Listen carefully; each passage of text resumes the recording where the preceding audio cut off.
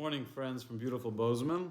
It is raining pretty hard outside, so I'm videoing it from inside, and I hope you'll forgive me.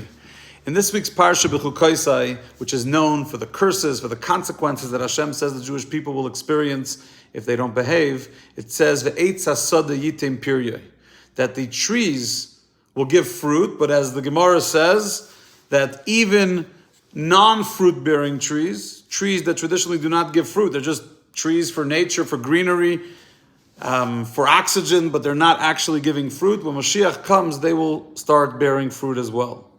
And this is one of the proofs that when Hashem gave the brachos, when Hashem promised that if we follow Torah and do its mitzvahs, that we will be blessed both in the imminent, there's blessings that happen before Mashiach comes in our lives on a day-to-day basis, but then there are certain parts of those pledges and promises from Hashem that will happen after Mashiach comes.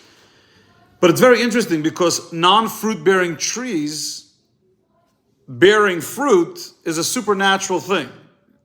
And the Rambam, Maimonides, says that when Mashiach comes, Olam kimin hagei noyeg, the world will continue operating the way it operated until now.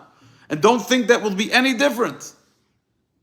So how could suddenly such a supernatural thing of non-fruit-bearing trees bearing fruit come about? Furthermore, the Rambam himself talks about the Tchias HaMesim, the resurrection of the dead. It's one of his 13 principles of faith. Is the resurrection of the dead not considered supernatural? Is it considered like Olam kimin hagei noyeg, that it's the part and parcel of nature? I mean, by definition, the resurrection of the dead is the opposite of anything natural. So which is it? Is Mashiach coming going to be supernatural? And will there be supernatural activities that will transpire? Or will everything just be the same as it is now? Especially because the Rambam says that if you deny Tchias HaMesim, you have no portion in Olam Haba in the world to come, meaning it's such a fundamental idea. So what is the reality? Says the Rebbe something incredible. There's the coming of Mashiach, and then there's what happens after Mashiach comes.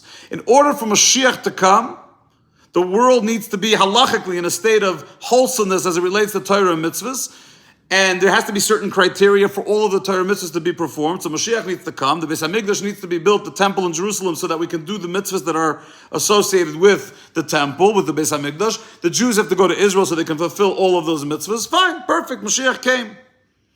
And in that era, when Mashiach comes, things are going to operate just as they did until now. Olam kimin hagei noyeg. But after that happens and things settle down, there'll be a second era that will transpire later.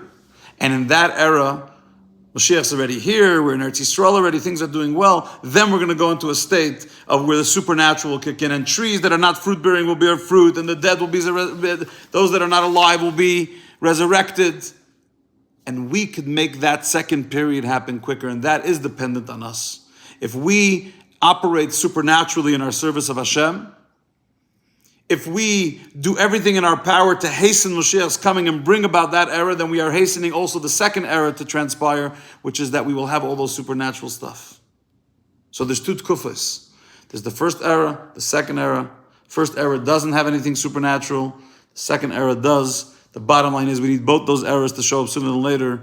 May it be now. We want Mashiach now. See you later. We'll talk to you soon.